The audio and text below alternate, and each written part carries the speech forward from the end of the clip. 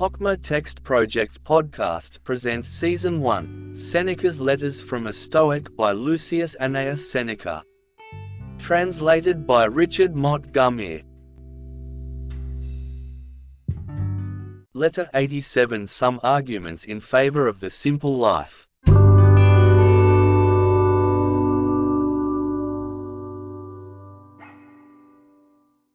I was shipwrecked before I got aboard. I shall not add how that happened, lest you may reckon this also as another of the Stoic paradoxes, and yet I shall, whenever you are willing to listen, nay, even though you be unwilling, prove to you that these words are by no means untrue, nor so surprising as one at first sight would think. Meantime, the journey showed me this, how much we possess that is superfluous, and how easily we can make up our minds to do away with things whose loss, whenever it is necessary to part with them, we do not feel. My friend Maximus and I have been spending a most happy period of 2 days, taking with us very few slaves, 1 carriage load, and no paraphernalia except what we wore on our persons. The mattress lies on the ground, and I upon the mattress. There are 2 rugs, 1 to spread beneath us and 1 to cover us.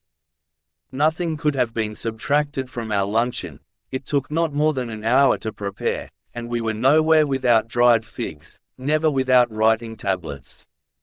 If I have bread, I use figs as a relish. If not, I regard figs as a substitute for bread. Hence they bring me a New Year feast every day, and I make the New Year happy and prosperous by good thoughts and greatness of soul. For the soul is never greater than when it has laid aside all extraneous things, and has secured peace for itself by fearing nothing, and riches by craving no riches. The vehicle in which I have taken my seat is a farmer's cart. Only by walking do the mules show that they are alive. The driver is barefoot, and not because it is summer either. I can scarcely force myself to wish that others shall think this cart mine.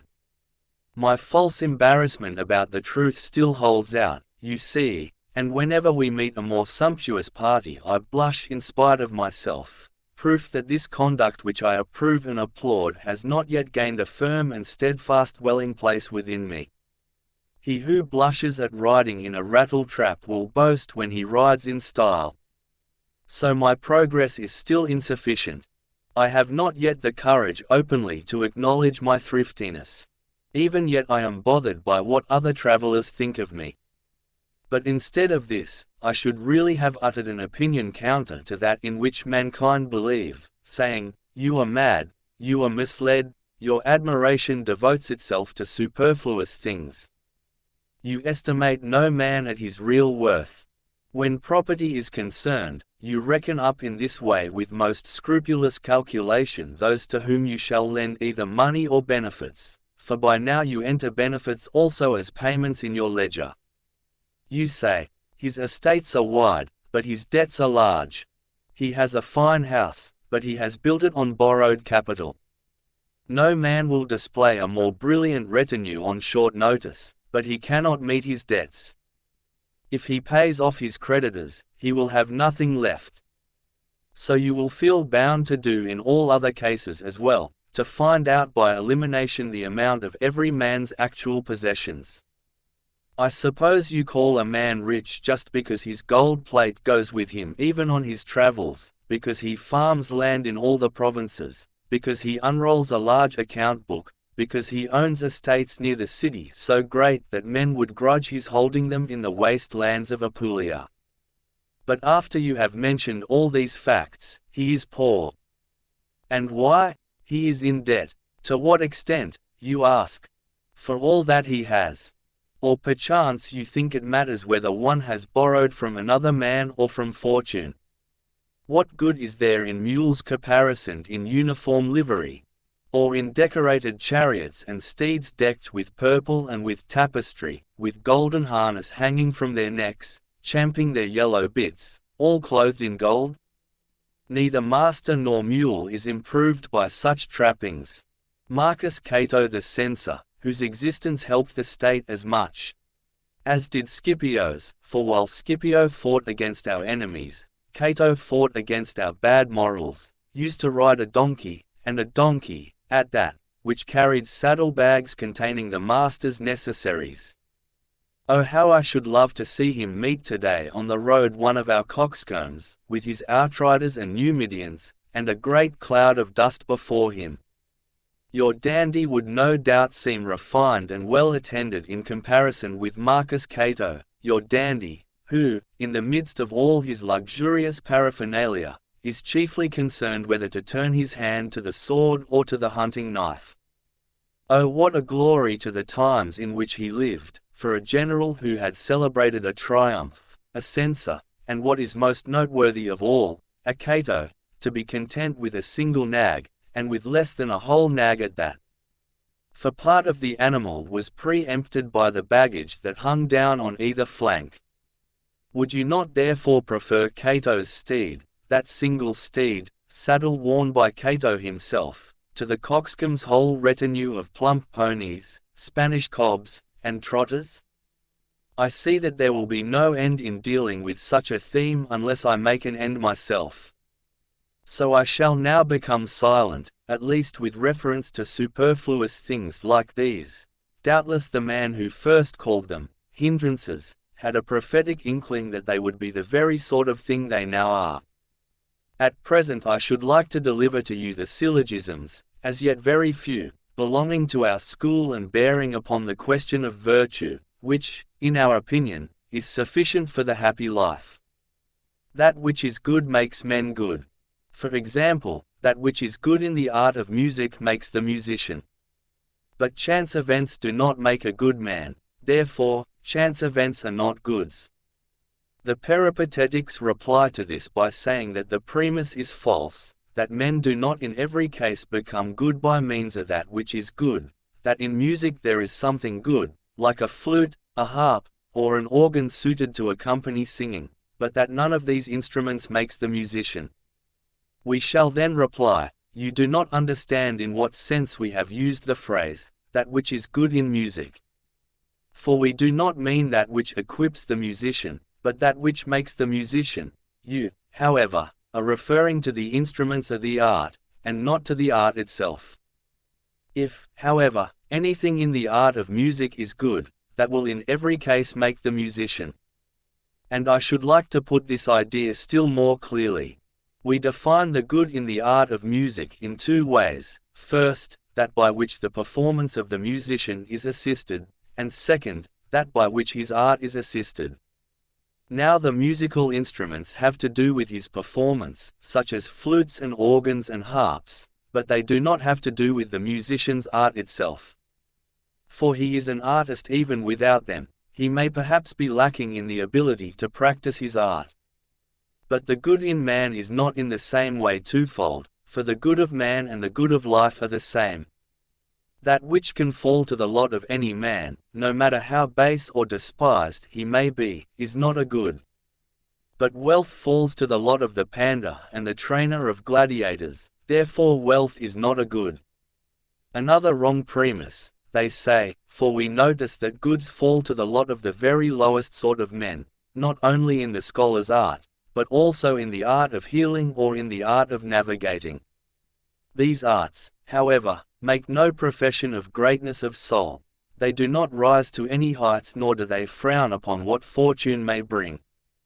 It is virtue that uplifts man and places him superior to what mortals hold dear. Virtue neither craves overmuch nor fears to excess that which is called good or that which is called bad. Sheldon, one of Cleopatra's eunuchs, possessed great wealth, and recently Natalis, a man whose tongue was as shameless as it was dirty, a man whose mouth used to perform the vilest offices, was the heir of many, and also made many his heirs. What then? Was it his money that made him unclean, or did he himself besmirch his money? Money tumbles into the hands of certain men as a shilling tumbles down a sewer. Virtue stands above all such things. It is appraised in coin of its own minting, and it deems none of these random windfalls to be good. But medicine and navigation do not forbid themselves and their followers to marvel at such things.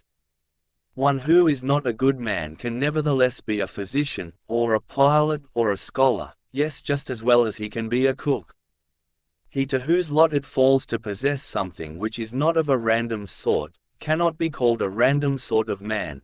A person is of the same sort as that which he possesses. A strong box is worth just what it holds, or rather, it is a mere accessory of that which it holds. Whoever sets any price upon a full purse except the price established by the count of the money deposited therein? This also applies to the owners of great estates.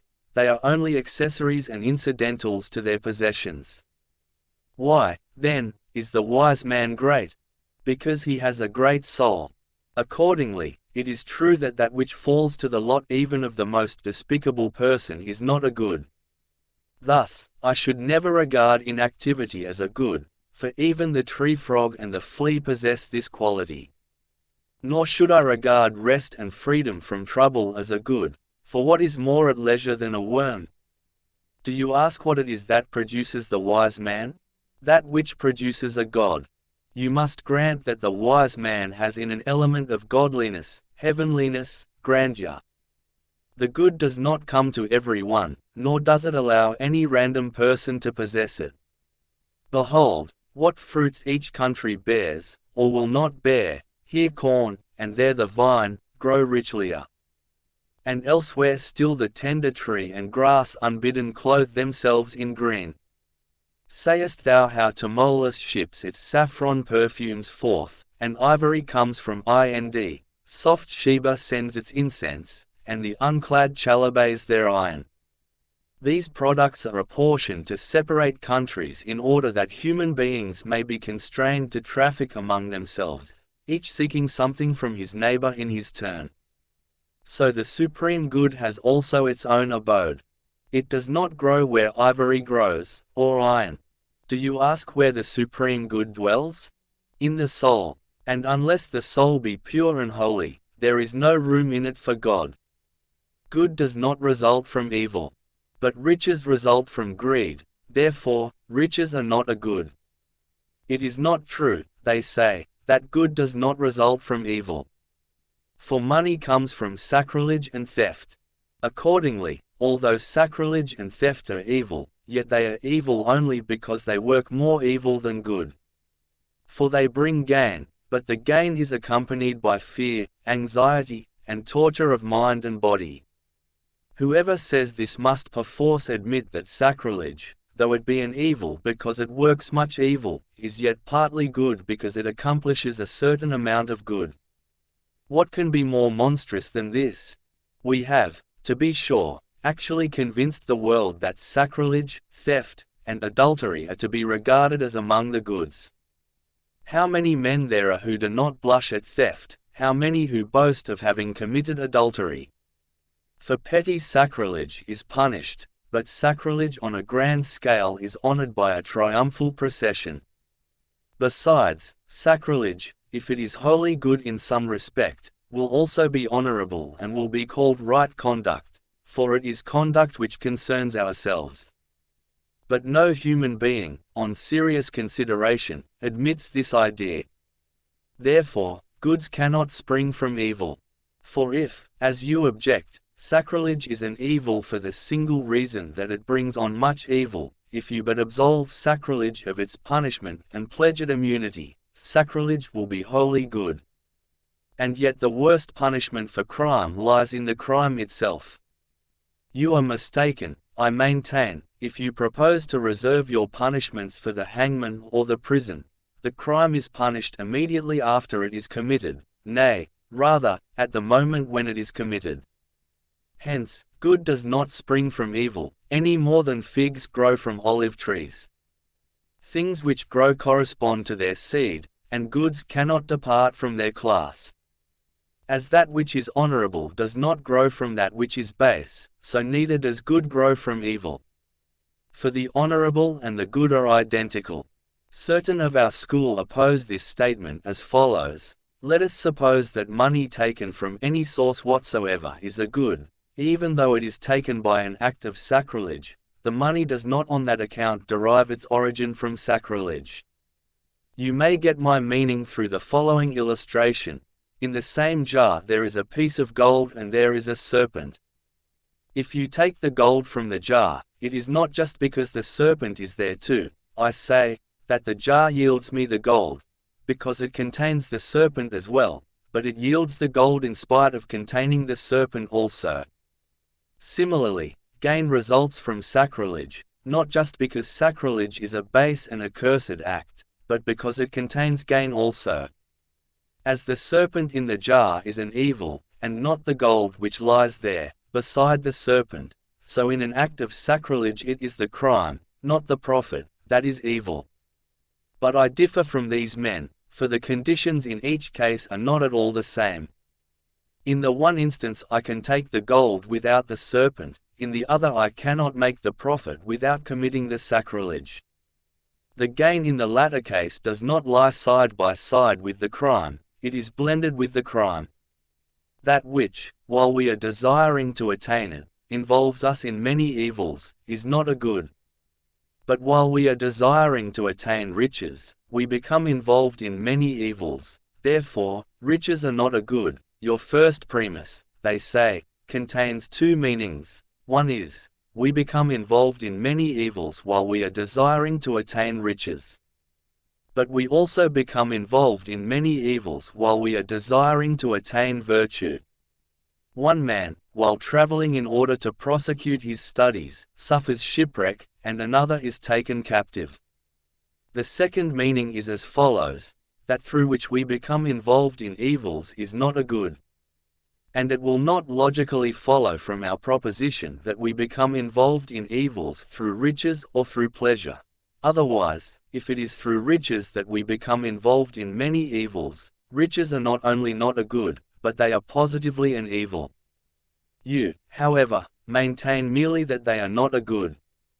Moreover, the objector says, you grant that riches are of some use. You reckon them among the advantages, and yet on this basis they cannot even be an advantage, for it is through the pursuit of riches that we suffer much disadvantage. Certain men answer this objection as follows: you are mistaken if you ascribe disadvantages to riches. Riches injure no one, it is a man's own folly, or his neighbor's wickedness, that harms him in each case, just as a sword by itself does not slay, it is merely the weapon used by the slayer. Riches themselves do not harm you, just because it is on account of riches that you suffer harm. I think that the reasoning of Posidonius is better. He holds that riches are a cause of evil, not because, of themselves, they do any evil, but because they goad men on so that they are ready to do evil. For the efficient cause, which necessarily produces harm at once, is one thing, and the antecedent cause is another. It is this antecedent cause which inheres in riches. They puff up the spirit and beget pride, they bring on unpopularity and unsettle the mind to such an extent that the mere reputation of having wealth, though it is bound to harm us, nevertheless affords delight. All goods, however, ought properly to be free from blame. They are pure, they do not corrupt the spirit, and they do not tempt us. They do, indeed, uplift and broaden the spirit, but without puffing it up. Those things which are goods produce confidence, but riches produce shamelessness. The things which are goods give us greatness of soul, but riches give us arrogance. And arrogance is nothing else than a false show of greatness. According to that argument, the objector says, riches are not only not a good, but are a positive evil. Now they would be an evil if they did harm of themselves, and if, as I remarked, it were the efficient cause which inheres in them. In fact, however, it is the antecedent cause which inheres in riches, and indeed it is that cause which, so far from merely arousing the spirit, actually drags it along by force. Yes, riches shower upon us a semblance of the good, which is like the reality and wins credence in the eyes of many men. The antecedent cause inheres in virtue also, it is this which brings on envy, for many men become unpopular because of their wisdom, and many men because of their justice.